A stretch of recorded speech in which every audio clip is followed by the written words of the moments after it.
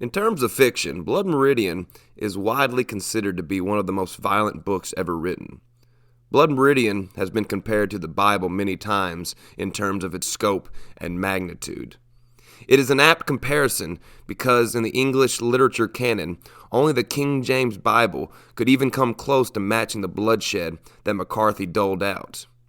However, despite the wholesale violence against men, women, children, infants, and animals in Blood Meridian, none of it feels out of place or gratuitous.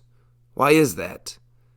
I believe it is because the world that McCarthy builds is a world where man has an innate need for violence and destruction. For the characters in Blood Meridian, brutality is a birthright that must be exercised. In this video, we're going to explore just how McCarthy paints a picture of mankind at their absolute worst. A major theme that runs throughout Blood Meridian is man's love affair with war, and the character that proclaims the supremacy of man and war is the judge. The judge believes that war is man's ultimate calling in life. It is their spiritual compass, and everything else must come second. In chapter 17, the judge proclaims his thesis on war. They watched him. The subject was war. The good book says that he that lives by the sword shall perish by the sword, said the black.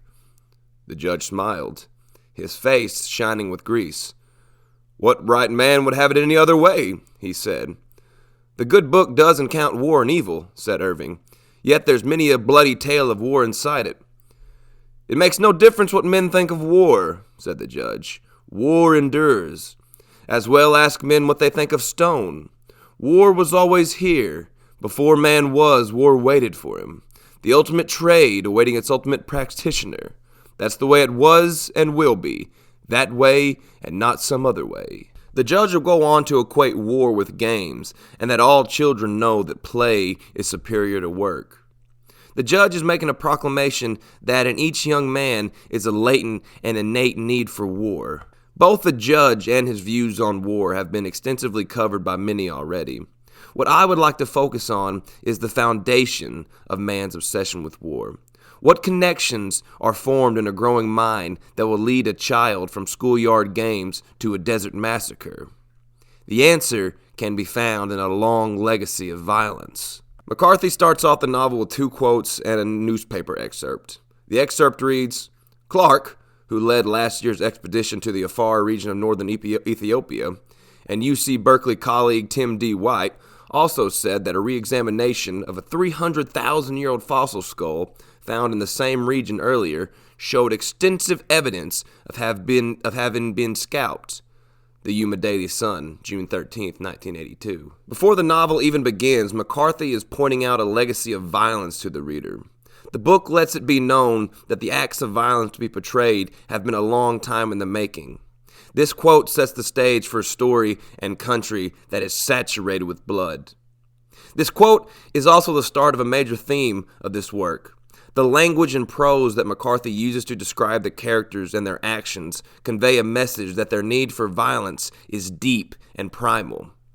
This deep-rooted need for violence is explored in the opening chapter via the unnamed protagonist, the kid. From the start of his life, the kid is baptized into a world of apocalyptic fervor, bloodshed, and death. We learn from the opening pages that the kid inadvertently kills his mother during his birth. Along with being born into the world bloody and already have taken a life, the events in the world surrounding testifies to the significance of his birth. The kid was born during the Leonids meteor showers in 1833. During this event, from the early morning onwards until sunlight, hundreds of thousands of meteors streaked across the sky hourly. A life lost and prophecies of end times. This is the world the kid inherits. In the third paragraph of the novel, we have a telling 3 sentences that points towards not only the innate violence of the kid, but of all mankind. He watches, pale and unwatched. He can neither read nor write, and in him broods already a taste for mindless violence. All history present in that visage, the child, the father of the man. Pointing out the child's early craving for violence lays the foundations for his own crimes to be committed later in the novel. The book is telling us the kid's number one love in this world is pure brutality. However, the kid's need for violence is not what I am mainly focusing on. The passage also makes the claim that the kid's love for violence is just simply a continuation of man's own love for it, an endless cycle of learned behavior. This claim is made by using a twist on romantic poetry. McCarthy is likely referencing the poem My Heart Leaps Up by William Wordsworth. My heart leaps up when I behold a rainbow in the sky. So was it when my life began. So it is now I am a man. So be it when I shall grow old, or let me die, the child is the father of the man. And I could wish my days to be bound each to each by natural piety. Wordsworth is saying that the love for the beauty of the world springs from his innate love he had for it as a child. However, McCarthy takes the poem in a different direction. By saying that all of history is in the kid, he is saying that in all men lay not an innate love for the beauty of the world such as in rainbows, but quite the opposite. The twist of this poem claims that in every man is a passion for savagery, one that stays with us from birth until grave. The kid ends up running away from home. The kid's odyssey southward is one of my favorite passages of the novel due to its portrayal of a near purgatorial landscape. He eventually arrives in New Orleans. It is here where we see that it is just not the kid who has been born with the love of violence. The kid lives above a tavern that he treats as his own personal Herat, as he comes down at night to fight the patrons. The description of the kid's battles with the sailors provides a valuable insight into mankind's favorite hobby. They fight with fists, with feet, with bottles or knives. All races, all breeds. Men whose speech sounds like the grunting of apes. Men from lands so far and queer that standing over them where they lay bleeding in the mud, he feels mankind itself vindicated. McCarthy is in no uncertain terms saying that no matter where you are from or what language you speak, violence is your natural form of communication. It is how you interact with your fellow man. It is here in this essay I want to make a quick side observation. McCarthy has long admitted his ignorance when it comes to writing about women.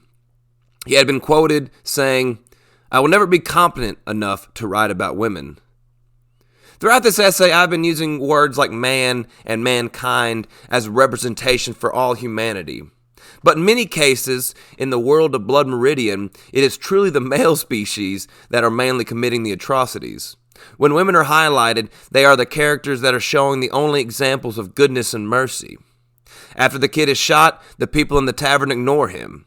It is the tavern keeper's wife who nurses him back to health. This is the first time the kid has shown mercy in his life. Later on, we see the same empathy represented in the women who are appalled by the state of the fool and attempt to bathe and restore him to decency. In Blood Meridian, McCarthy paints his female characters in the light of a Jungian archetype of the mother. Individuals who love and care in a world that does not. It is also in this tavern that McCarthy sets a very specific tone when writing about man, that is, telling about their long and primal history with violence. After the Yuma slaughtered most of the Glanton gang at the ferry, the readers find the kid, the ex-priest Tobin, Toadvine, and the judge at a desert well. As Holden is squatting by the well, the others watch him warily. To this, the judge responds casually. "What then?" he said. "Are we to drink at these holes that turn about like rival bands of apes?" This equivalence with man and our simian relatives is not the first time the novel makes this comparison. Blood Meridian is littered with several examples of both the characters and narrator talking about humans as if we are in a primal and even unevolved state. The novel is claiming that man's love affair with violence and war have been with us even before we were men. One of my favorite aspects about the late McCarthy is how ambiguous and closed off about his work he was. He was a notable recluse who gave only a handful of interviews in his career. His explanation for this being, "Everything I have to say, I've said in my books." And it is this philosophy of his that is allowing me to make this essay to begin with. For me, the beauty of any art is twofold, the aesthetic and the abstract. We humans can enjoy any work at face value for their scenes and depictions, whether it be books, poems, paintings, or movies. It is in the aftermath of our viewings and readings where the fun begins. It is an art in itself, dissecting what an author is getting at in their writing. If an author comes right out and reveals the meaning, we are robbed of our natural inquisitiveness. The beauty of Blood Meridian lies in its many mysteries. And every time you read it, you will answer one question and have 5 more. And it is quite possible that my theory laid out is not what McCarthy had in mind, and perhaps you may disagree with my conclusion. Regardless, if you made it this far, you respected my opinion enough to hear me out, so for that I thank you. And that's all I have for this video, so let me know your thoughts in the comments, and thank you so much again for watching.